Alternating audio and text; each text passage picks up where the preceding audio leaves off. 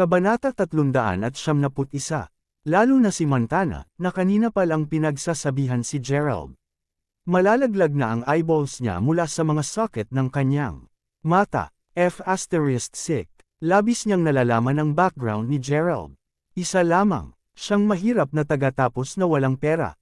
At sino si G. Crawford? Siya ang pinaka-kagalang-galang na tao mula sa Mayberry, at lalo na ang lalaking magbabago ng kasaysayan ng Seren County. Hindi maniniwala si Montana na silang dalawa ay iisang tao, kahit na siya ay binugbog hanggang sa mamatay. Gayunpaman, alam ni na Zach Lyle at Michael Zick kung sino si G. Crawford, kaya't nangangahulugan iyon na ang pagkatao ni Gerald ay hindi isang pagkakamali. F***sick, ang Montanas ay buong isip na hinaypan. Ginoo, Lyle, dapat nagkakamali kayo diba? Tinatawag mo itong mahirap na B***starred na si G. Crawford. Panipi, hindi mapigilan ni Montana na magblurte ng diretsyo. Bahagyang nakasimangot si Zach sa tanong. Sa pagtingin sa mga mantsa ng alak sa damit ni Montana, lumingon siya sa mga nagsasaayos ng kaganapan at sinabi, ano ang nangyayari dito? Paano ang isang babae na walang tigil na ito ay naglakas loob na pumunta sa entablado at maging masungit kay G. Crawford? Panipi, pasensya ka na G. Lyle at G. Crawford, hindi namin napansin ang aming bahagi. Agad na tumanggo ang tauhan ng organizador habang tumalsik ang pawis sa noo. Tinuro niya sina Montana at Jonathan, ikaw, at ikaw. Umalis ka dito. Ha? Bakit? Ang taong ito ay peke, mahirap lang siyang mag-aaral. Nagkakamali kayo, guru ko siya. F***sick ikaw Gerald. May sasabihin ka, sabihin sa kanila na ikaw ay isang mahirap lamang na B***starred. At mayroon silang maling tao. Panipi, maraming tao ang sumugod sa entablado upang maaresto sina Montana at Jonathan. Nagpumilit si Montana na pigilan ang isang screech. Una, ito ay magiging nakakahiya upang itapon sa labas ng hall sa harap ng iba. Pangalawa, paano magiging Gerald si G. Crawford? Kung totoo ito, nangako si Montana na tatalon siya sa isang gusali. Sa sandaling iyon, nais niya lamang na may sabihin si Gerald upang linisin ang hangin. Si Gerald ay sobra sa ad***sick kung tutuusin. Kanina noong nasa silong sila, bakit naglakas loob pa siyang umusad nang tumawag ang taong iyon kay G. Crawford? Sumulyap si Zach kay Gerald sa pagkakataong ito. Gusto niya ng kumpirmasyon kay Gerald. Kung ang babaeng ito ay pamilyar kay Gerald, hindi maglalakas loob si Zach na samobra sa mga bagay. Hindi inaasahan ni Gerald saka nagsalita. Aba, tinuturo niya ako dati, ngunit hindi ko siya ganoon kakilala. Tumawa si Gerald, pero kung gusto mo aminin ko, sige. Aaminin ko ito, ako ay isang mahirap na bugaw, isang mahirap na mag-aaral. At mayroon silang maling tao. Panipi, ha, narinig mo ba na G. Lyle? Hahaha, inamin niya, siya lang mismo ang umamin. Panipi, sigaw ni Montana sa sobrang inis. Naisip niya sa kanyang sarili na maaaring makakuha siya ng pagpapahalaga mula kay G. Lyle sa ganitong paraan. Ngunit tumingin si Zach kay Montana at ninisyan, may isang tao. Alisin mo ang dalawang ito dito. Mayroon ng mga taong naghihintay, at sa isang iglap, naabutan nila Montana at Jonathan at pinilit silang palabasin ang hall. Ang kapaligiran sa bulwagan ay lalong lumago. Inis si Gerald kay Montana. Mula nang makarating sila sa istasyon ng bus, itinuring siya ni Montana sa ganitong paraan, at nagsimula na ang hidwaan sa dalawa. Noong nakaraan, maaaring tiisin ni Gerald ang mga ganitong uri ng paggamot tulad ng mga panunuya at panunuya ni Alice Bradford. Iniligtas niya ang mukha nito dahil kaibigan siya ni Naomi Milton. Sa makatuwid, tiniis ni Gerald hanggat makakaya niya. Ngunit para kay Montana, para kaninong mukha niya ililigtas? At, bakit siya dapat respetuhin? Sa pamamagitan nito, medyo napagpasyahan ni Gerald sa oras na ito. Sa pagkakataong ito, nanalo si Gerald sa kanyang sarili ng isang Mercedes-Benz G500. Naisip ng mga taga-buo na iisipin ni G. Crawford na ang premyo ay magiging isang murang-murang halaga. Mula nang hilingin kay Gerald na suportahan ang kaganapang ito. Pagkatapos ng lahat, ngunit walang sinabi si Gerald. Para kay Gerald, medyo maganda ang Mercedes. At ngayon na siya ay bumalik, hindi siya maaaring magmaneho. Kasama ang kanyang sariling Lamborghini. Sa una, iniisip niyang manghiram ng kotse mula sa Zack upang magmaneho sa paligid ng lalawigan, ngunit nagkataon na kumuha siya ng kanyang bagong kotse. Nagpatuloy ang kaganapan habang gumawa sila ng toast at nag-uusap tungkol sa iba pang mga paksa. Sa isang iglap, isang linggo ang lumipas. Si G. Winters ay nakalabas din sa ospital. Kanina lamang, wala nang magagawa si Gerald, kaya handa siyang pumunta sa panig ni Zack upang makatulong na pangasiwaan ang mga proyekto at iba pa. Dagdag pa, ang kanyang kapatid na babae ay tumawag sa kanya ng ilang beses din. Kabanata 372. Matapos nilang mag-chat sa telepono, biglang naalala ni Gerald ang payo ng kanyang ama na bisitahin ang kanyang kasama mula sa militar sa Seren County. Mahigit isang linggo na siyang nakabalik. At matagal na niya itong nakalimutan. Wala nang ibang magawa si Gerald sa kasalukuyan. Pagkatapos ay, bumili siya ng ilang mga regalo at nagtungo sa mas mataas na klase na lugar ng Seren County upang bisitahin si G. Willie Jung. Ang ugnayan sa pagitan ng kanilang mga pamilya, tulad ng nabanggit kanina, ay medyo naalis ng kaunti pagkatapos ng maraming insidente na naganap sa huling yugto. Ngunit ang kanyang ama ay isang napaka-sentimental na tao. Hindi siya naniniwala na nangyari ito, ngunit nananatili ang katotohanan. Bilang isang tao, paano ang isang tao ay hindi nagkaroon ng makataong damdamin? Naalala ni Gerald ang malamig na paggagamot mula sa pamilyang Jung nang dalhin siya ng kanyang ama upang magmakaawa sa kanila. Upang makapasok siya sa high school, 6 na taon na ang nakalilipas. Naintindihan ni Gerald ang damdamin ng kanyang ama. Ngunit sa oras na ito, nag-iisa siya, at nagpunta siya rito na may ibang pagkakakilanlan. Nagtataka siya kung haharapin niya ang parehong paggamot tulad ng dati. Habang siya ay nasa malalim na pag-iisip, napagtanto niyang nakarating siya sa kanilang bahay, batay lamang sa mga direksyon mula sa kanyang mga alaala. Kumatok siya sa pinto. Sino ito? Bumukas ang pinto, at sinalubong siya ng isang nasa hustong gulang. Naginang sa pintuan. Kilala ni Gerald ang babaeng nasa edad na, ang kanyang pangalan ay Leah Tolbert, at tinukoy siya ni Gerald bilang Tia Leah. Siya ang asawa ni Willie Jung, at siya ang lubos na maimpluwensyang pinuno sa isang kagalang-galang na bangko. Hello Tita Leah, naaalala mo ako? Ang pangalan ko ay Gerald, at binisita ko ang iyong bahay kasama ang aking ama bago. Panipi, naaalala ko. Hindi ka ba anak ng kaibigan ni Willie na si Dylan Crawford? Ilang taon na kitang hindi nakikita, lumaki na kayo ng sobra. Pumasok ka. Sinulyapan niya ang mga bagay na dinala ni Gerald sa kanyang bahay. Si Leah ay magalang at magiliw kay Gerald. Sa kanya, ito ay isang pamilyar na eksena. Sa paghusga sa hitsura ni Gerald, alam niyang nandito siya upang humingi ng pabor. Gumawa na siya ng mga plano kung paano niya ito tatanggihan sa paglaon. Ngunit magiging masamang ugali at bastos na gawin ito ngayon. Pumasok na sila sa sala. Nakita ni Gerald ang isang nasa edad na lalaki na nagbabasa ng dyaryo sa sofa na nakakross ang mga paa. Nagbigay siya ng isang vibe na parang siya ay isang mahalagang direktor. Siya si Willie Jung, na tinukoy ni Gerald bilang Uncle Jung.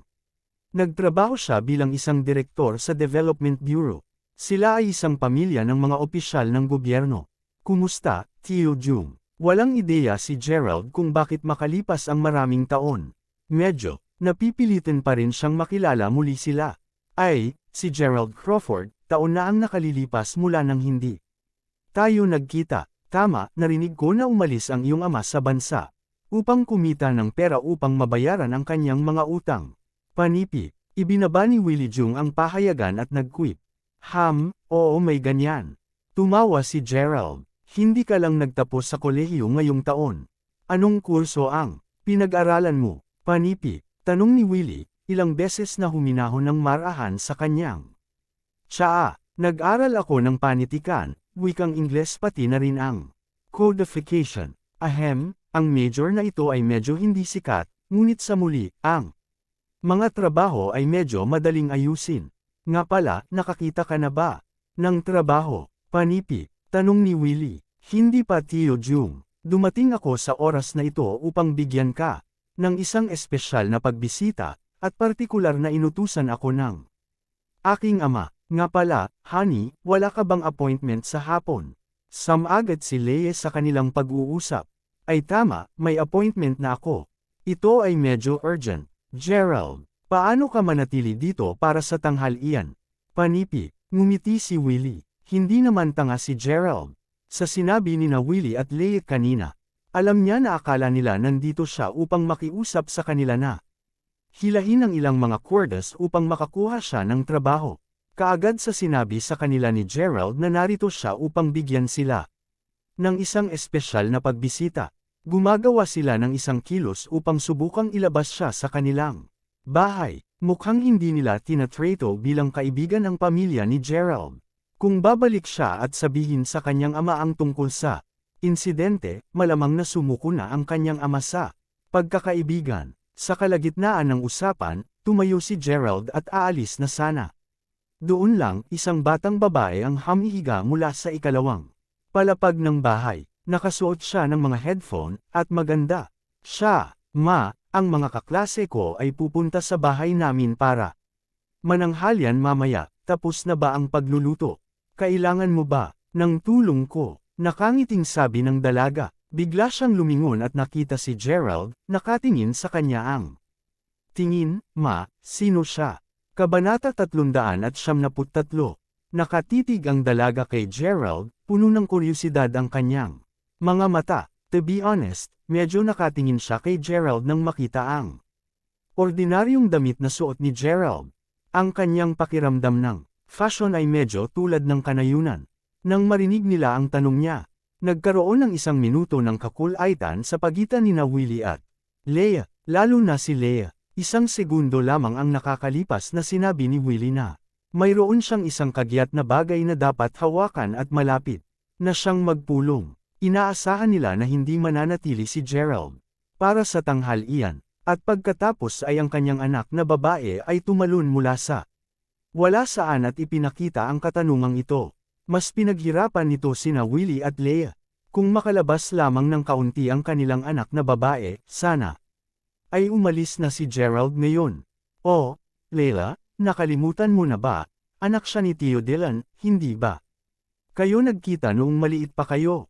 Sabi ni Leia na may awkward tone. Naalala ko, dapat siya si Gerald, di ba? Sagot ng dalaga. Naaalala mo pa ako si Gerald.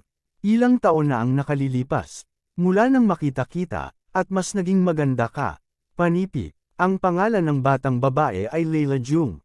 Kilala siya ni Gerald. Iyon ay dahil pagdating niya sa kanyang bahay ng bata pa, ituturo ni Leila kay Gerald na may naiinis na mukha. Ma, hilingin mo sa kanya na umalis kaagad sa bahay namin, ginagawa niyang marumi ang aming sahig. Ito rin ay isang bagay ng pagmamataas. Sa panahon ng kanilang pagkabata, natakot si Gerald na biro siya ni Leila. Ngunit ang mga bagay ay mas mahusay ngayon, sumagot si Gerald na may isang pahiwatig ng kagalang-galang. Salamat, Gerald, naging gwapo ka din. Kailangan mong alagaan ako, kung may kaguluhan ako sa hinaharap. Panipi, masaganang inilahad ni Leila ang kanyang mga braso upang makipagkamay kay Gerald. Nagpakita din ng kagandahang loob si Leila. Para kay Gerald, ito ay itinuring na pinakamainit na salita na narinig ni Gerald mula sa kanya mula nang dumating sa pamilya Jung. Okay, hindi talaga iyon magiging problema, maaari mo akong hanapin kung sakaling kailangan mo ng anumang bagay sa hinaharap. Sagot ni Gerald, ngumiti ng malawak. Binawi niya ang kanyang kamay habang nakangiti ng luya, ngunit sa kaibuturan, iba ang iniisip niya. Hanapin ka kung kailangan ko ng tulong. Sino sa tingin mo? Ikaw, hindi ako naniniwala na nadala ka dahil lamang sa magalang. Ako sa iyo, Kudlit. Si Leila ay nagmula sa isang pamilya ng mga opisyal ng gobyerno. Ang kanyang ama ay maaaring maraming koneksyon, ngunit mayroon din siyang kanya. Kapag nagtapos na siya, magtatayo siya ng sarili niyang negosyo. Hindi siya nangangailangan ng tulong ng sinuman. Hindi man sabihin, paano siya matutulungan ni Gerald. Gerald, bakit hindi ka manatili sa tanghalian? Nagkataon na, darating ang mga kaibigan ni Leila, marahil ay dapat kang sumali. Ay, naging abala talaga ako na halos nakalimutan ko, ihahanda ko. Na ang pagkain, panipi, awkward na sabi ni Leia. Kanina pa, sinusubukan niyang ilabas si Gerald sa kanyang bahay. Ngunit sinira ng kanyang anak ang kanyang mga plano. Hindi ito magiging maganda sa kanyang bahagi. Kung hindi niya siya hiniling na manatili para sa tanghalian, maaaring masira ang isang magandang impresyon sa kanya. Oo, dapat kang manatili, masarap na makilala ang maraming tao. Hindi nagbago ang dagdag ni Willie Jung.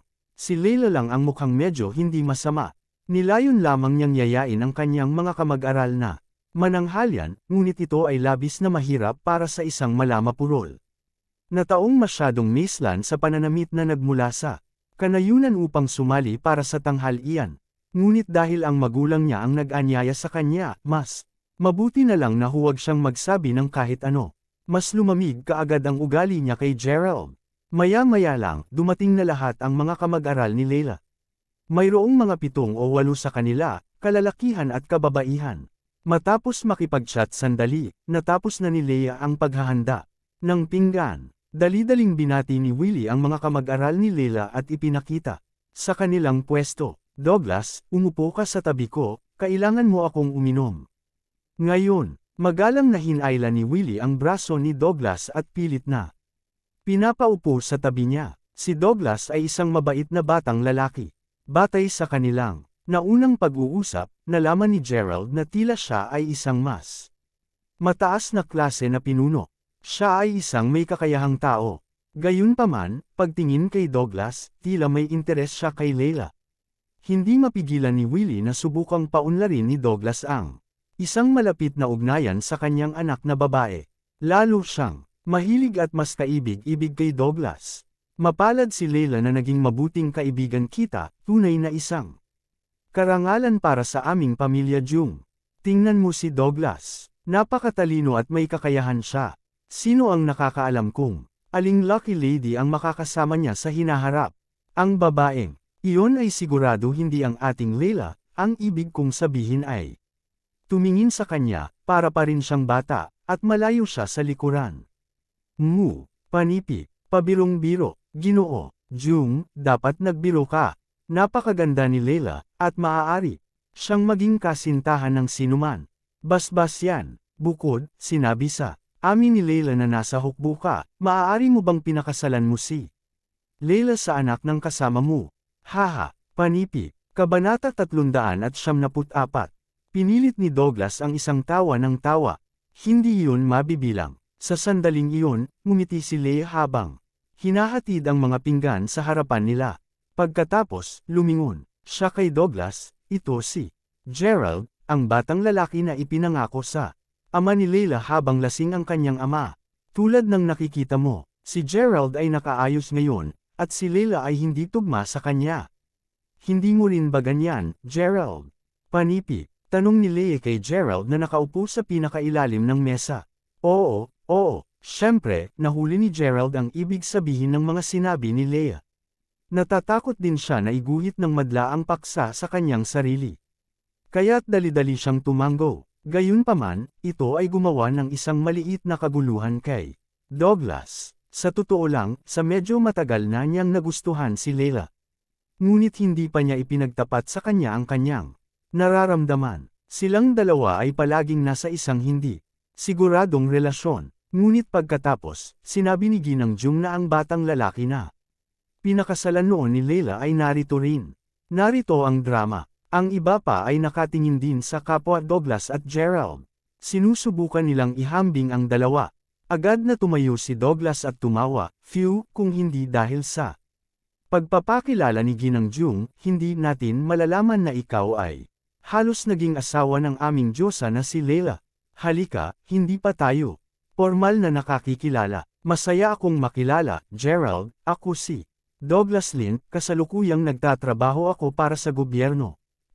Kunwaring nagulat si Douglas nang tumayo ito at kinamayan ang kamay ni Gerald. Habang nagpapakilala siya, niyugyug niya ang palso, ipinakita ang Nakasisilaw na relo na may gininto ang ginto sa kanyang kamay at nagpatuloy sa pagsasalita ng mahinhin.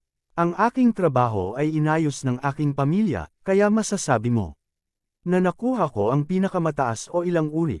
Wala akong masyadong kakayahan sa sarili ko. Panipi, haha, Douglas, hindi mo kailangang maging mahinhin. Kung wala kang mga kakayahan, sino pa ang magkakaroon?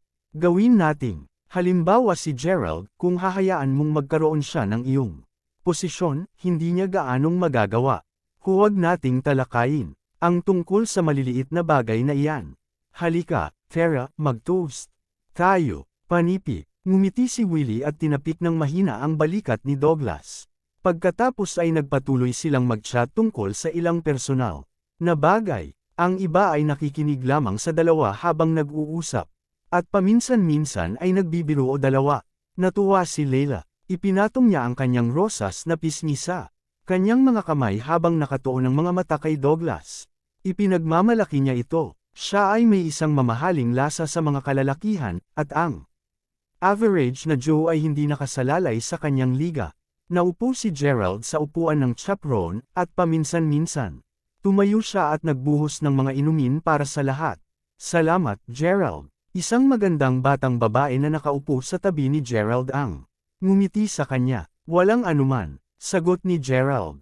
Hindi mo dapat patuloy na pagbuhusan kami ng mga inumin. Ibubuhos nila ito mismo kung gusto nila, hehe. Madalang ka bang kumain sa labas kasama ng iba? Panipi, nagtataka ang pagtingin ng dalaga kay Gerald at nagtanong. Ang batang babae ay labis na matikas. Sa madaling salita, siya ay napakamaganda at nakaistilo, tulad ni Leila. Dahil hindi sila umiinom, medyo umupo sa tabi ang mga batang babae. At sa pamamagitan ng kanilang chat ngayon lang, nakilala ni Gerald ang pangalan ng dalaga. Ang pangalan niya ay Cindy. Oo, hindi ganun kadalas. Ilang mga okasyon lang ang na-attend ni Gerald. Ang pangunahing dahilan ay ang okasyong ito ay naiiba mula sa mga nakaraan. Pagkatapos ng lahat, ang pangunahing pinakakagalang-galang na tao sa kaganapang ito ay si Willie Jung. Inihain ni Leia ang isang plato ng pagkain at ilalagay na ang plato sa harap ni Douglas. Ngunit hindi siya binigyang pansin ni Douglas, at sa isang pag-indayog ng kanyang kamay, hindi niya sinasadyang mabalat si Leia, na hinuhulog ang plato ng pagkain sa kanyang mga kamay. Oops! Sigaw ni Leia. Tumayo agad si Douglas at humingi ng tawad kay Leia. Ayos lang anak, takot akong sunugin ka sa mainit na pagkain. Linisin ko ang kaguluhan na ito, mangyaring magpatuloy sa iyong mga inumin kasama si G. Jung, maghahanda ako ng isa pang plato ng pagkain para sa iyo. Panipi, ngumiti si Leia sa kanya. Dali-dali niyang nilinis ang sahig. Pagkatapos, nakita ni Gerald na ang kanilang mga baso ng alak ay puno ng kalahati. Tumayo siya at binuhusan sila ng alak.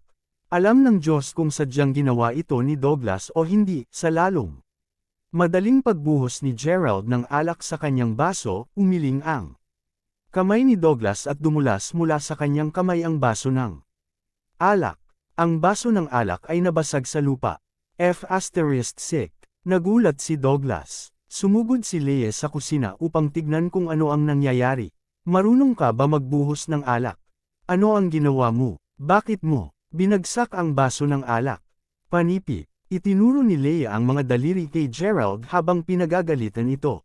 Galit na galit siya. Sa kabilang banda, sinulyapan ni Will si Gerald ng may nagyayelong mga mata. Kinamumuhian niya si Gerald dahil sa kanyang kabastusan. Kabanata 375. Dahil sa nangyari, binigyan nila ng magandang pagsaway si Gerald. Medyo nahihiya ito kay Gerald. F***sting impyerno, si Douglas ang hindi nakahawak ng maayos sa baso, at susundan siya lahat. Ngunit naintindihan ni Gerald, hey, malinaw na ang hindi patas na paggamot ay dahil si Douglas ay nagtataglay ng ilang espesyal na katayuan at si Gerald ay isang walang tao lamang. Hindi kasalanan ni Gerald, ako ang hindi nakahawak ng maayos sa baso. By the way, Gerald, hindi ka pa nagtatrabaho di ba? Panipi. Ngumiti si Douglas habang tinanong niya si Gerald. Hindi. Umiling si Gerald. Hindi maganda iyan, wala ka bang nahanap na kahit sino na humugot ng ilang mga string para sa iyo? Bakit hindi ka nakakita? Panipi, mukha namang nagulat si Douglas. Ang mga koneksyon ay mahirap panatilihin sa kasalukuyan. Maliban kung malakas ka, tulad ng kasalukuyang trabaho ni Leila. Nasayang ako ng isang malaking pagsisikap upang mahanap lamang ito para sa kanya. Panipi, prank ang sabi ni Willie. Agad niyang isiwalat ang impormasyon na iyon. Okay lang ako, salamat, sagot ni Gerald. Sa palagay ko hindi ito makakabuti, hayaan mo akong tulungan ka. Tama, Yorick, hindi ba naghahanap ang iyong ama ng 2 batang security guard para sa kanyang pabrika? Sa palagay ko dapat mag-sign up si Gerald para doon, ang ibig kong sabihin ay. Tumingin sa kanya, mukha siyang matapat na tao at sa palagay ko ay gagawa siya ng isang magandang trabaho. Tinuro siya ni Douglas. Natawa ang lahat ng nasa hapag nang marinig iyon. Inilibot ng mata ni Leila si Gerald. Paano magiging isang security guard si Gerald kung siya ay nagtapos mula sa Mayberry University? Alam kong tama, tatawa ang aking mga kaibigan kung sasabihin ko sa kanila ang tungkol dito. Sa palagay ko hindi siya makakahanap ng kasintahan pagkatapos nito. Maraming mga batang babae ang tumawa. Si Cindy lang ang walang imak sa hapag. Ang negosyo ng aming pamilya ay medyo mahigpit. Pagdating sa pagpili ng mga security guard, nais namin ang isang may kakayahan, hindi basurahan. Nang marinig ang pangkat ng mga batang babae, naisip ni Yorick na ang paghiling kay Gerald na magtrabaho para sa kanilang pamilya ay medyo nakakumbaba, at pinagtatawanan nila ang negosyo ng kanyang pamilya. Agad siyang gumanti. Oo, hindi mo dapat isipin yun dahil lang ang pinakamalapit dito. Ang negosyo ng pamilya ni Yorick. Sa totoo lang, hindi mahalaga kung mag-aaral siya sa kolehiyo o hindi. Sa lipunan ngayon, ang mga nagtapos sa universidad ay nasa lahat ng dako, at ang karamihan sa mga lugar ng trabaho ay hindi nakikilala sa pagitan ng mayaman at mahirap. Ano ang masama sa pagiging isang security guard? Panipi. Ang pagiging isang security guard ay isa ring tanyag na propesyon na kinakailangan sa maraming lugar. Sabi ni Douglas na seryoso ang mukha. Well, sinabi Douglas, hindi ko inaasahan na mayroon kang maraming mga pananaw at maging matured sa isang murang edad. Hindi kayo dapat tumawa, sapagkat ang sinabi ni Douglas ay may katuturan, kaya dapat matuto kayo mula sa kanya. Panipi, dagdag pa ni Willie. Ang karamihan ng tao ay tumango ang kanilang mga ulo ng pinipigilan ng tawa. Hindi nasiyahan si Gerald sa pagkain. Napili siya sa buong oras. Nais niyang labanan ang mga ito, ngunit nakakahiya para sa kanya na gawin ito. Malalim sa loob, sinabi niya sa sarili na kalimutan ito. Dito lang siya, upang pagbigyan ng hiling ng kanyang ama. Bagaman minamaliit nila ang ama, ang kanyang ama ay isang kakaibang tao na gustong gunitain ang nakaraan. Hindi ito mahalaga sa kanya kahit na gusto mo siya. Paimpol niyang pinilit ang isang ngiti habang nilalamon ang pagkain. Matapos ang pagkain, may ideya si Willie. Tama, kumusta naman kayong mga tambay sa karaoke bar sa natitirang hapon? Huwag masyadong manatili sa labas at umuwi ng maaga upang ang iyong pamilya ay maginhawa. Panipi, nakuha mo na, tatay. Huwag mag-alala Jung, narito ako, kaya't binabantayan ko sila. Nakangiti namang sigurado ni Douglas. Kaya naman gaanong gamaan ang loob ko na narito ka. Douglas, ngumiti si Willie at tumanggo ang ulo. Tumingin ulit si Douglas kay Gerald. Tama, Gerald, pupunta tayo sa karaoke bar mamaya, dapat sumama ka rin. Malaya ka ba ngayong hapon? Panipi, hindi ako sasali, dapat kayong magpatuloy at magsaya. Seryoso ba siya? Siyempre, hindi pupunta si Gerald. Bagaman medyo maganda si Leila, naramdaman niya na wala siya sa tamang bilog. Habang kasama nila, huwag kang mag-overthink, Gerald. Pagkatapos ng sabay na kumain, siyempre, kailangan nating lumabas at magsaya ng magkakasama, maliban kung ang dahilan ay hindi mo kami gusto. Hindi ba, Gerald? Panipi, sinabi ni Douglas. Mayroong isang pahiwatig ng hindi nasisiyahan sa kanyang mukha. Ang totoong dahilan kung bakit niya tinanong si Gerald na Tumambay sa kanila ay balak niyang gamitin siya upang maibsan ang inip. Hindi ba ganoon ang mga tao? Sa sandaling sila ay may kakayahang pipiliin nila ang mga mahihina upang pagtawanan. Nang makita ni Willie ang hindi kasiyahan sa mukha ni Douglas, idinagdag pa niya, Gerald, iminumungkahi ko na mas mabuti kang sumama sa kanila. Hindi mo ba mabasa ang nangyayari? Si Douglas ay isang mahalagang tao, at paano ka? Ngayon ay niyaya ka niyang sumama. Bakit hindi mo nalang tanggapin ang mabait na alok niya? Panipi, sige, pupunta ako. Hindi nagawang palayasin sila ni Gerald. Lalo na ang babaeng katabi niya. Patuloy na nakatingin sa kanya si Cindy, inaasahan na sasama siya upang magsama ng masaya. At ang pagtitiyaga ni Willie. Naisip ni Gerald na sasama na lang siya sa kanila, baka baliwalain lang ang kanilang mga maliit na sinabi. Ilang sandali pa, ang pangkat nila ay naghihintay sa baba. Sina Douglas at Yorick ay nakahanda na ng kanilang mga kotse. Hinatid ng dalawang lalaki ang grupo sa kanilang mga kotse. Kabanata 376. Sa wakas, si Gerald naman ang sumakay sa kotse. Ngunit walang puwang. F***.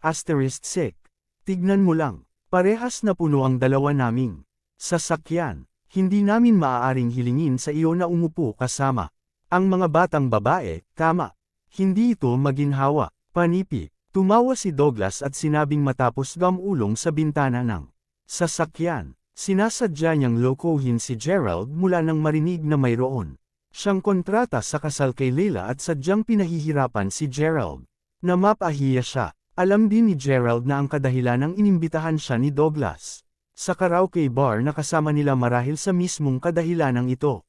Ano ang masama sa pagkakaupo sa tabi ng isang babae? Lilipat ako ng konti. Gerald, halika at umupo ka sa tabi ko. Panipi. Sambit ni Cindy habang kamakaway kay Gerald. Medyo hindi nasisiyahan si Douglas dito, ngunit hindi siya naglakas loob na sabihin kahit ano dahil si Cindy ay isang magandang Diyosa. Salamat. Ngumiti si Gerald at bahagyang tumango bago siya umupo sa tabi ni Cindy. Hindi nagtagal, nakarating ang lahat sa isang silid sa loob ng isang karaoke bar. Inimbitahan din ni Douglas ang isa pang pangkat ng mga kaibigan na sumali sa kanila. Ang grupo ay mayroon ding kapwa lalaki at babae, at ang silid ay biglang naging masigla. Ang mga umiinom, at ang mga kumakanta. Tuwang-tuwa ang lahat. Si Yorick ay madalas na pumupunta sa karaoke bar na ito. Pamilyar din siya sa babaeng manager dito. Hahaha, kaya, ngayon lahat ay maaari lamang mag-order ng kahit anong gusto mo. Tretuhin namin kayo ni Yorick. Panipi, sabi ni Douglas habang tumatawa. Salamat, Douglas. Mahal kita, Douglas. Panipi. Teka, Douglas ay kay Leila. Paano ko masasabi na mahal ko siya? Panipi. Isang batang babae ang tinapik ang ulo habang sumisigaw. Napatawa ulit iyon ng malakas. Si Yorick din ay masayang brim. Talagang nakakuha siya ng maraming mukha ngayon. Namula rin si Leila habang binababa ang ulo. Sa totoo lang, talagang nasiyahan si Leila sa kung paano dinala ni Douglas ang kanyang sarili. Sa kabilang banda, nakaupo si Gerald sa kanto na hindi naglakas loob na sabihin. Ang pagkakaiba sa pagitan nilang dalawa ay talagang magkakaiba, tulad ng langit at lupa.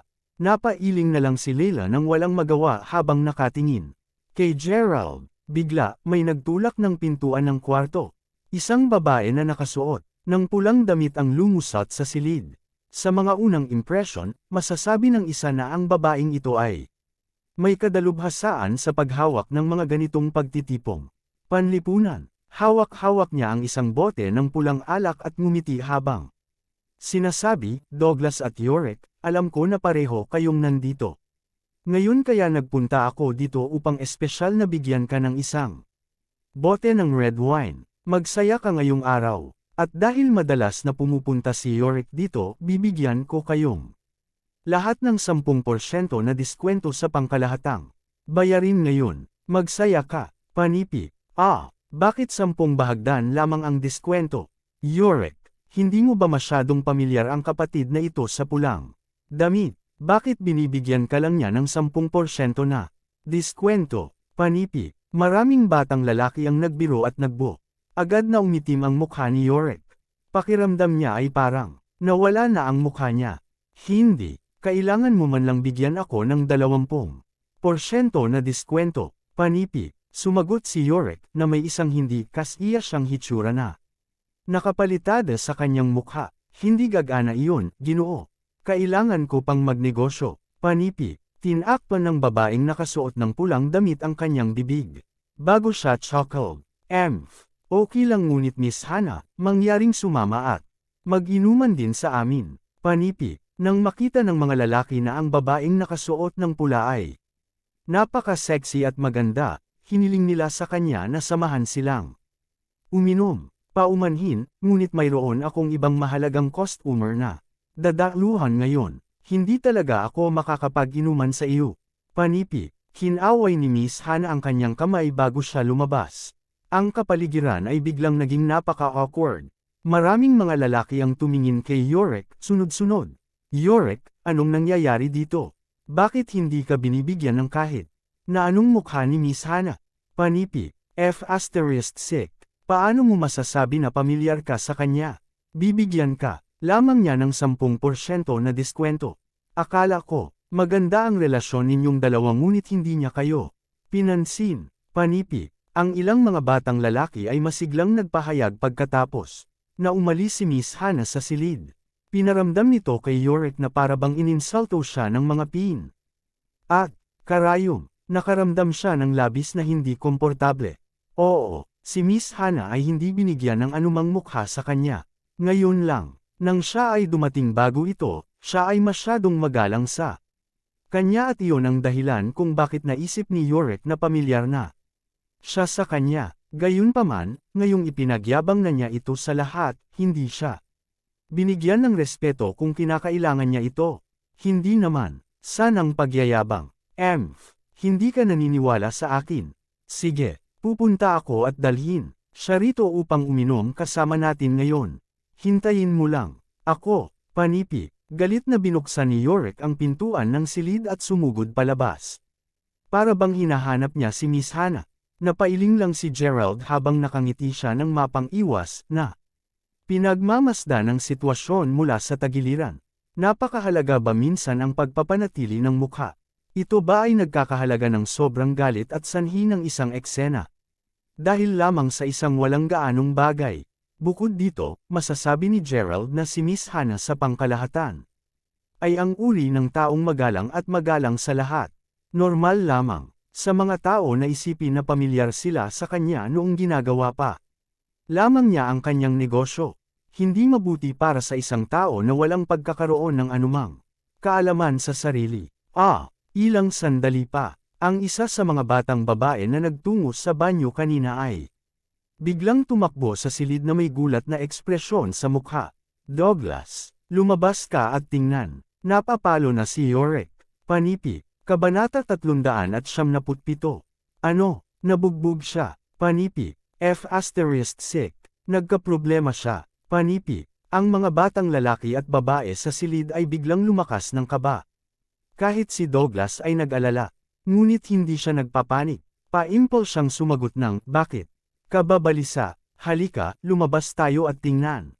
Nais kong makita kung sino ang tusok na talagang naglakas loob na hawakan ang aking kaibigan. Panipi, pagkatapos ay winigayway ni Douglas ang kanyang kamay at isang pulutong ng mga lalaki at babae ang sumunod sa likuran niya. Ang ilan sa mga lalaki ay kumuha pa ng ilang mga bote ng serbesa sa kanila, para bang magsisimula silang mag-away ngayon. Inaasahan na ni Gerald na madaling magalit si Yorick. Ngunit hindi talaga niya inaasahan na mabubugbog siya. Ang lahat ay nagtungo na ngayon. Hindi mabuti para kay Gerald na ipagpatuloy ang pag-upo at pag-inom sa silid ng mag-isa. Sa makatuwid, nagpasya siyang sundin lamang ang lahat. Pag-usapan natin ang tungkol kay Yorick. Isang grupo ng mga tao ang pumapalibot sa kanya sa gitna ng karaoke bar. Napaikot siya sa lupa at dumadaloy ang dugo sa noo niya. Halos 100 ang mga tanod mula sa karaoke bar ang napalo lang sa kanya. Tungkol kay Hana, malamig lang siyang nakatingin kay Yorick na may malaswang ngiti sa labi. Nakakaawa ka bata, hindi mo ba alam kung paano pahalagahan ito? Noong binibigyan pa kita ng mukha, ikaw talaga ang naglakas loob. Nahilahin ang buhok ko. Dapat ay may sakit ka sa pamumuhay. Hindi mo ba alam kung kanino ang teritoryo na ito? Hindi ka ba natatakot na tadtad ka ng Big Dolph hanggang sa mamatay? F***sick. Panipi. Ngini siya ni Hana. Sa mga salitang, Big Dolph, ang mga mukha ng maraming tao na nakatayo sa gilid ay namutla kaagad. Hindi nila maiwasang tumingin kay Yorick, na nakahiga sa lupa, na may pakikiramay. Kanina pa, si Yorick ay tumawag kay Hana, nakakapasok lang sa ibang silid. Galit na sinaktan niya ito upang sumama at uminom. Kasama nila, syempre, hindi siya pinansin ng buong buo ni Hana. Sa katunayan, walang gaanong mga tao sa karaoke bar na ito na may kakayahang kumbinsihin si Hana na bigyan sila ng isang toast at uminom kasama nila. Gayunpaman, tumanggi si Yorick na tiisin ito. Hanggang sa katapusan, hinailan niya pa ang buhok ni Hana. Sa huli, naging ganito ang mga bagay. May isang tao mula sa kabilang silid na nakasaksi sa binata nitong pagpasok sa kanyang silid at hinihila ang buhok ni Hana. Sa isang pisik lamang ng pulso niya, 7 o 8 malalakas na lalaki ang sumugod kaagad. Naglabas pa sila ng ilang mga patpat at ibinaba sa lupa si Yorick. Itinuro nila sa kanya ang isang mabuting aral. Ito rin ay sa parehong oras na ang batang babae na nagpunta sa banyo ay nakasaksi sa buong kaganapan na naganap. Tumakbo siya, pabalik sa silid upang iulat ang pangyayaring ito sa iba pa. Miss Hana, hayaan mo lang ang aking mga subordinate na hawakan ang bagay na ito. Ang mga panauhin sa aking hapag ay naghihintay pa rin sa iyo na uminom kasama nila. Panipi, isang batang lalaki na medyo maluwag ang nakatayo sa tabi ni Miss Hana. Nakapamura ang mukha niya ngunit para siyang mayaman. Alam ko, G. Lourdes, ngunit maaari mo ba akong hayaan na ilabas? Kumuna ang aking galit. Tingnan mo siya, ngayon lang niya hinayla. Ang buhok ko. Panipi, sagot ni Miss Hana habang ngumiti siya ng mapang-uyam. Hahaha, walang problema. Kung iyon ang kaso, ay drag siya sa akin. Silid kong gayon. Dahil sa naglakas loob siyang guluhin ka sa harap ng aking silid, kung gayon hindi niya rin ako binibigyan ng mukha. Damn it! Kailangan ko talagang turuan ang aral na bata ng isang aralin ngayon dahil sa sobrang pagkasuklam. Panipi, pagkataas ng kamay ni Louie, maraming mga tanod ang agad na kumilos sa utos niya. Dinakip nila si Yorick bago nila ito ihatid sa silid ni Louie. Pagkapasok sa kwarto, tumigil ka na. Kung alam mo kung ano ang mabuti para sa iyo. Pakawalan ang aking kaibigan. Panipi, biglang may sumigaw ng malakas. Si Douglas, na may isang kamay sa kanyang bulsa habang pinamunuan niya ang maraming tao dito kasama niya. Napaka-agresibo niya, at siya ay kahanga-hanga. Something, nakakatawag pansin ito. May mga tao pa ring pupunta dito upang maghayganti sa kanyang ngalan. Nais kong makita kung sino ito kung sino ang napakatapang at matapang. Panipi. Si Louie ay hindi nagmamalas ng mukha. Pagkatapos ay pumasok siya sa kanyang silid bago hilingin sa kanyang mga tanod na buksan ang pinto upang papasukin sila. Lalo pang hindi nababagabag ngayon si Douglas dahil naisip niyang takot sa kanya ang bata. Kaya't ang pangkat ng mga tao ay nagsiksik sa silid. Gayunpaman, sa lalong madaling nakita nila ang lalaking naghihintay sa loob ng silid, hindi lamang si Douglas, ngunit marami pang-iba sa likuran ni Douglas na may hawak na mga bote ng serbesa. Ang gulat na gulat, Ginoo, Lourdes, ikaw yun. G. Zorro, G. Hank, at G. Saul, ikaw. Nandito kayong lahat. Panipi, agad na nanlaki ang mga mata ni Douglas at ang lahat ng kanyang kay abangan ay agad na napatay. Tulad ng para sa ilang mga batang babae, sa una ay naisip nila na masisiyahan sila sa isang magandang palabas kasama si Douglas. Sa sandaling makita nila si Douglas na nawawala ang espiritu, lahat sila ay napahiya, lalo na ito para kay Leila na nakatayo sa tabi ni Douglas. Kabanata 378. Louie, sino ang batang brat na ito? Ang iyong kaibigan. Tanong ng isang lalaking may tato na dragon. Hindi ko siya kilala, ngunit F***sick. Talagang kilala niya kung sino. Ako, Panipi, natatawang sagot ni Louie. Douglas, sino siya? Tanong ni Leila habang tahimik na hinihimas ang braso ni Douglas. Siya si Louie Lourdes. Ang minahan sa Seren County ay kabilang. Sa kanilang pamilya, siya ang pinakamayamang tao doon, at ang kanilang pamilya ay itinuturing na isa sa pinakamataas na pamilya ng Mayberry City. Ang kanyang ama ay pinuno din ng mga underlay triad ng Seren County. Gumagawa para sa kanya si Big Dolph. Tiyak na sila ay isang bungkos ng mga taong walang awa. Panipi, ang ilan sa paligid niya ay sikat din na miyembro ng triad. Dahil maraming kilala si Douglas, dali-dali niyang ipinaliwanag sa kanila ang sitwasyon. Matapos makinig sa kanyang paliwanag, lalo namang natakot si Leila at ang iba pa. Narinig na nila ang pangalan ni Louie. Dati, alam nila ang tungkol sa kanyang dakilang impluwensya at kapangyarihan. Sa katunayan, paano hindi sila nagulat kapag narinig nila ang pangalan ni Big Dolph? Wow, buddy, ano ang ginagawa mo dito sa mga taong may hawak na bote ng beer sa kanilang mga kamay? Sinusubukan akong takutin, hanggang sa mamatay. Ani Louie, tumatawid sa kanyang mga paa, habang tinatimad siyang dumulas sa upuan. Ubu, Lourdes, lahat ito ay hindi lamang pagkakaintindihan. Lahat ng ito ay isang malaking hindi pagkakaunawaan. Ang bawat isa ay uminom ng masyadong maraming ngayon. Ang kaibigan ko dito ay nasaktan ka rin. Sana, magpakita ka ng grasya at pakawalan mo siya. Ako si Douglas Lin, at ang aking ama ay si Gary Lin. Mangyaring bigyan kami ng ilang mukha. Hank, Sol, dinala pa ako ng aking ama upang uminom. Kasama kayo, Panipi. Nagmamadaling pagmamakaawa si Douglas habang nagpapakilala. Nako, alam ko kung sino siya. Ngunit Douglas, walang sino man ang naglakas loob na harapin ako na may mga bote ng beer sa kanilang mga kamay. Ano sa palagay mo ang dapat kong gawin? Tungkol dito, nakangiting sagot ni Louie. Ang kanyang mga mata ay dumaan sa mukha ni Leila at ng iba pang mga batang babae na nakatayo sa tabi ni Douglas.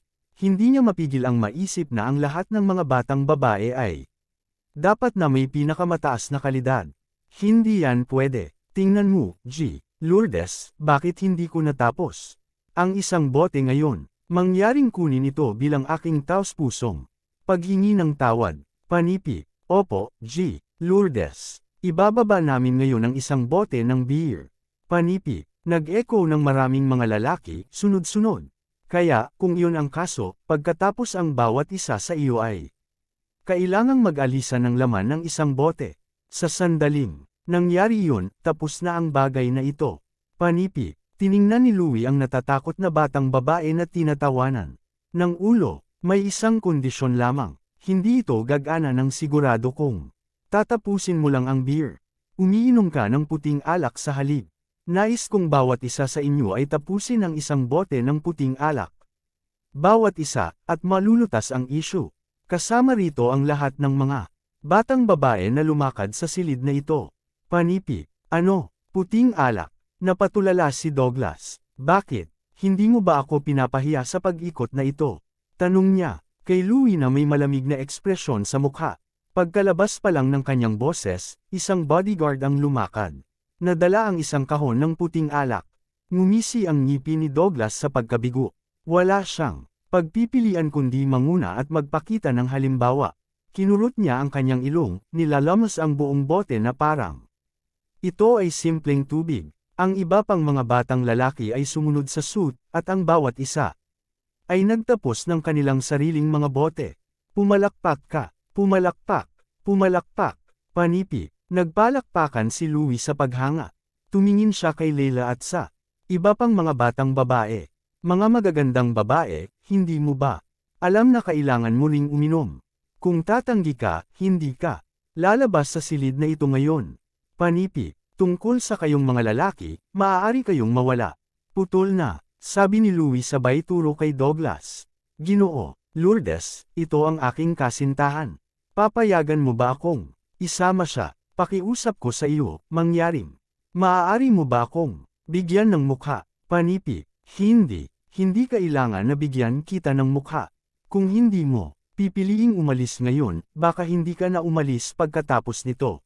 Panipi, kaagad na sinabi ni Louie ang mga salitang ito, ilang batang lalaki Ang mabilis na umalis sa silid sa takot. Tungkol kay Douglas, maaari lamang siyang manahimik na may mga ngiting ngipin. Taos puso niyang hindi alam ang sasabihin pa. Kung, sa bagay, kilala si Louie na sobrang malupit. Naglalakad lamang siya palabas ng silid na nakayuko ang ulo. Para naman kay Layla, Cindy, at iba pang mga batang babae, likas. Silang pinahinto ng mga tanod. Sa sobrang takot ni Layla ay halos maiyak na siya. Ikaw si G. Lourdes, tama. Bakit hindi mo ako bigyan ng mukha at pakawalan sila? Panipi. Kabanata 379. Ha! Isang saglit na katahimikan ang sumabog sa silid. Lahat ay nakatingin sa binata na nagsalita lang. Bigyan mo ng mukha. Sino ka? Bakit kita bibigyan ng mukha? Ang taong nagsalita lang ay walang iba kundi si Gerald. Nasa labas na siya ng silid, nanunood sa tuwa nang makita niya si Douglas na nahihiya at napahiya. Wala naman itong kinalaman sa kanya. Ngayon, halatang may mga mata si Louie para kay Layla, Cindy, at sa natitirang mga batang babae. Wala siyang maraming dahilan para mag-alala tungkol kay Layla. Kung sa bagay, kahit medyo magalang si Layla sa kanya sa labas, alam ni Gerald na ang batang babae na ito ay talagang hinamak. At minamaliit siya, hindi na kailangan para sa kanya na magyabang o magpakitang gilas. Sa harap niya, gayunpaman, narito rin si Cindy, at masama ang pakiramdam ni Gerald kung talagang wala siyang pakialam sa kanya. Siya ay tretuhin ng mabuti mula pa sa simula, hindi kailanman hinamak siya sa anumang paraan. Siya rin ang uri na walang mahahalagang paghuhusga o pagtatangi sa kanyang puso. Marahil, maaaring hindi nito sinasadya si Cindy, ngunit malaki pa rin ang pasasalamat ni Gerald. Sa gayon, nagpa siya siyang manindigan alang-alang sa kanya. Gerald, anong kalokohan ang sinasabi mo? Bakit hindi ka lang nawala? Mayroong ilang mga bagay tungkol sa ilalim ng lupa na hindi mo maintindihan. Panipi, saway ni Layla kay Gerald na may malamig na matapang na mukha. Hindi niya ito matanggap. Si Layla ay lumaki sa isang maliit na bayan, at siya ay may napakahusay na kaalaman. Likas na, naintindihan niya ang sitwasyon tungkol sa magbubukas ngayong gabi. Maging ganun din, buo ang isip ni Layla. Ano pa rin ang big deal? Karamihan, kailangan niyang tapusin ang isang buong bote ng puting alak tulad ng ginawa ni Douglas, pagkatapos ay mabilis na tumakbo sa labas ng silid. Hindi naman maglalakas loob si Louie na masyadong magaling sa buhok, hindi ba? Hindi inaasahan na tumaas si Gerald at nagkunwaring bayani. Naiinis siya ngayon, talagang nais na bigyan siya ng isang mahigpit nasampal sa kanyang mukha. Bigyan mo ng mukha. Ano ang karapatan mo? Tanong ni Louie, na nakakunot ang noo. Ang iba pang mga kalalakihan sa silid ay nakatingin din kay Gerald. Inilagay ni Gerald ang kanyang mga kamay sa kanyang bulsa. Gaanong ngumisi? Ang batang babae dito ay kaibigan ko.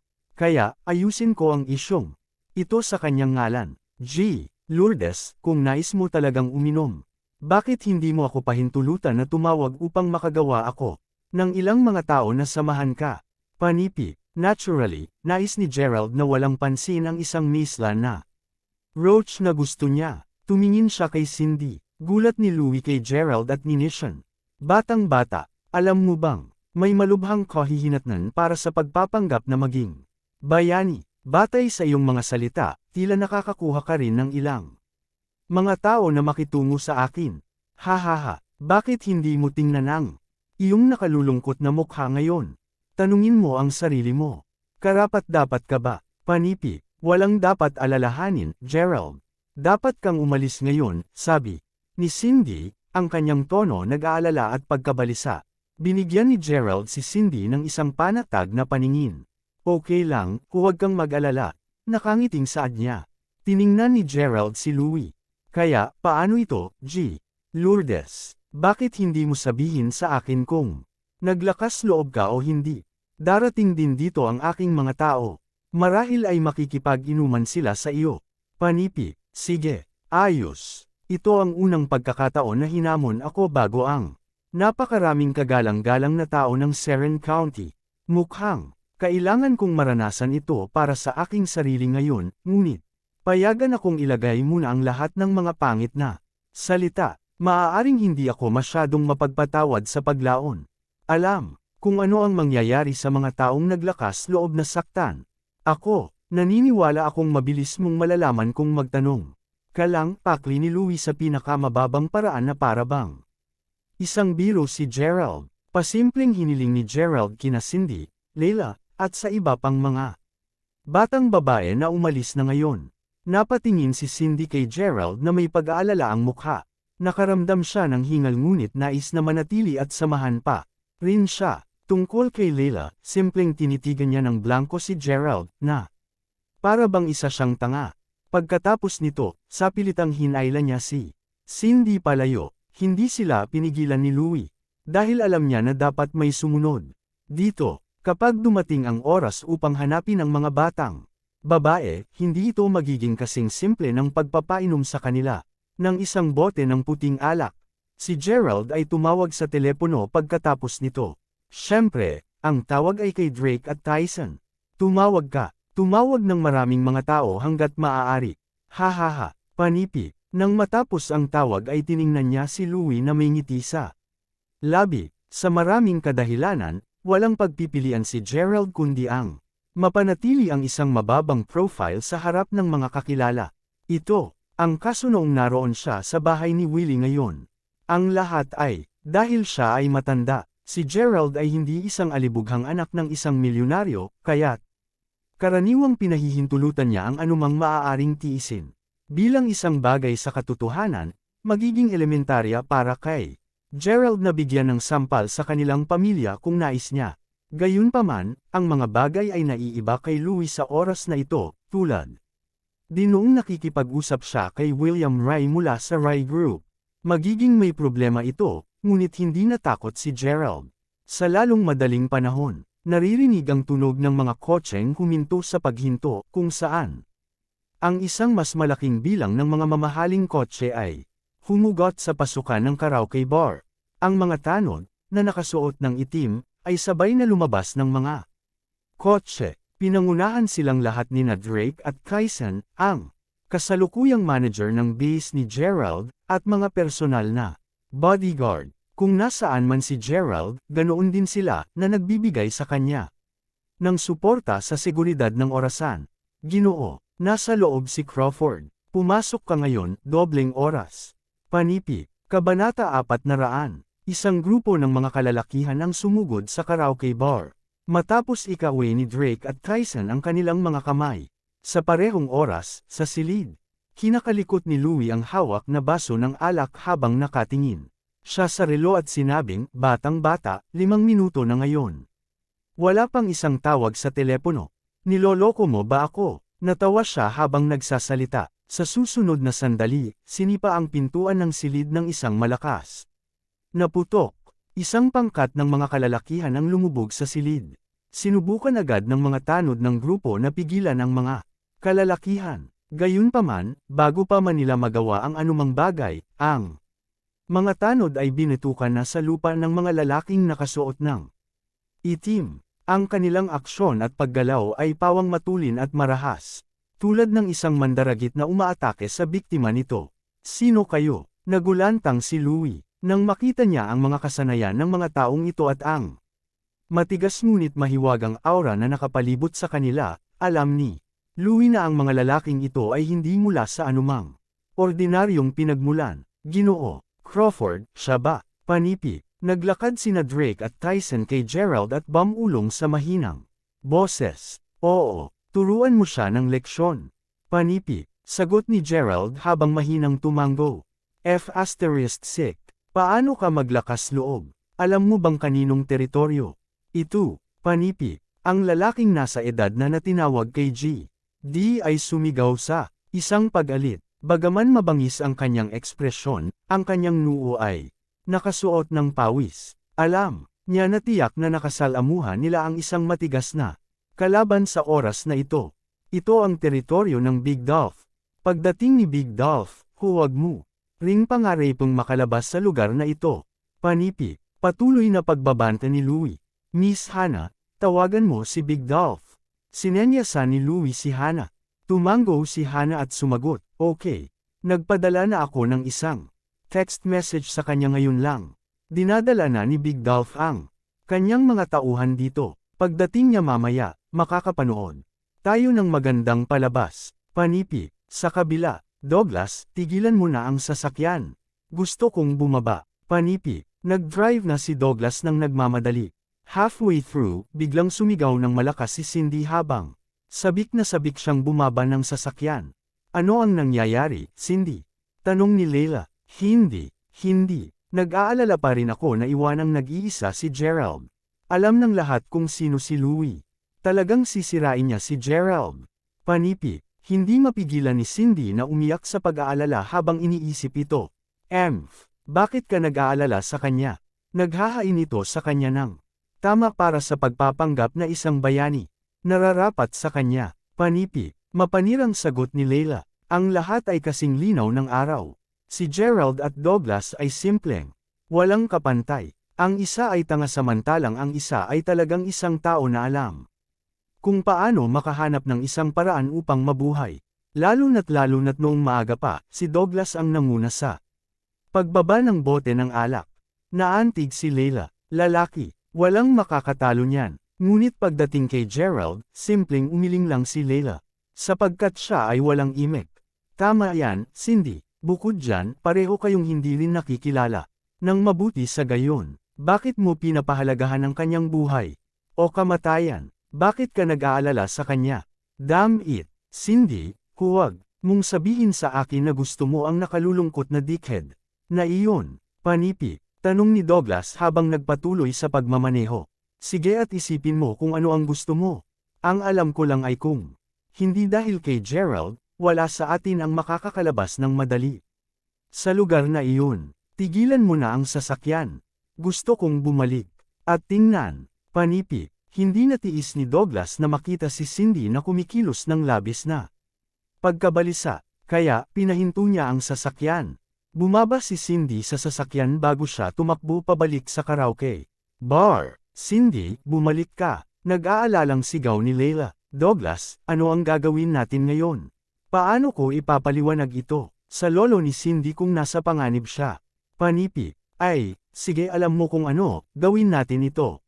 Tatalikod kami at babalik din. Panipi, hindi. Douglas, gusto mo ring isave ang Gerald na iyon. Panipi, F***sick. Bakit ko siya gugustuhin na iligtas? Natatakot lang ako na may mangyari kay Cindy. Dapat tayong bumalik at hanapin si Cindy. Mula sa malayo, sa ganoong paraan, makikita din natin kung ano ang nangyayari sa buong sitwasyon. Panipi, paliwanag ni Douglas. Sumang-ayon ang lahat sa kanyang plano. Kaya, ang dalawang kotse ay lumingon, bumalik sa karaoke bar. Hanggang dito na lang ang ating kwento. Huwag kalimutan mag-like, share and follow for more story ng Ang Lihim na Mayaman.